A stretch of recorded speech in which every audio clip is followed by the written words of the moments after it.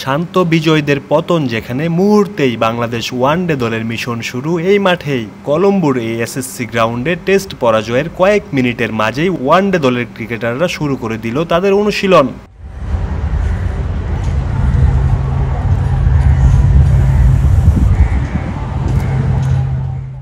সবাই অবশ্য আগেই টের পেয়ে গিয়েছিলেন পরের দিন সকালের সেশনেই হয়তো ইনিংস ব্যবধানে হারবে বাংলাদেশ। পূর্ব নির্ধারিত সময় মেনে কয়েক মিনিটের মাঝে একই মাঠে দেখা গেল বাংলাদেশের ওয়ানডে স্কোয়াডের ক্রিকেটারদের নতুন মিশন নিয়ে নতুন ক্রিকেটাররা। টেস্টের প্রায় সবাই তখন ফিরে গেছেন টিম হোটেলে।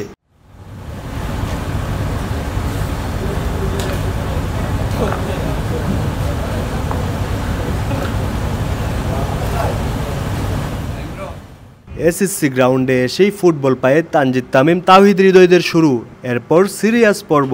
প্র্যাকটিস নেটে ঢুকতেই ব্যাট হাতে রীতিমতো ঝড় তুললেন অলরাউন্ডার তানজিম হাসান সাকিব।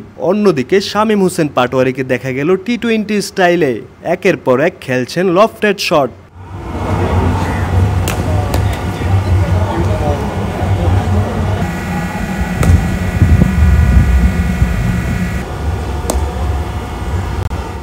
টেস্টের জার্সি পরে থাকা জাকের আলী অনিকও তখন ওয়ানডের মিশনে, তাও আবার কয়েক মিনিটের ব্যবধানে। টেস্ট হারলেও ওয়ানডে সিরিজে বাংলাদেশ ভালো করবে এমন বিশ্বাস আপনার আমার প্রায় সবারই।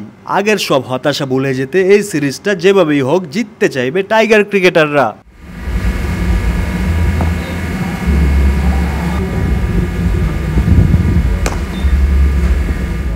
সামনে আরও কঠিন চ্যালেঞ্জ, আর তাই তো অনুশীলনে দেখা গেল আগ্রাসী ক্রিকেট খেলার মানসিকতা।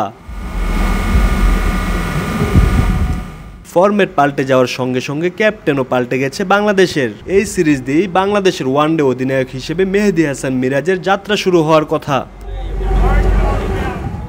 দেশ জুড়ে তোলপাড় ওয়ালটন ফ্রিজ কিনে আপনিও হয়ে যেতে পারেন মিলেনিয়ার।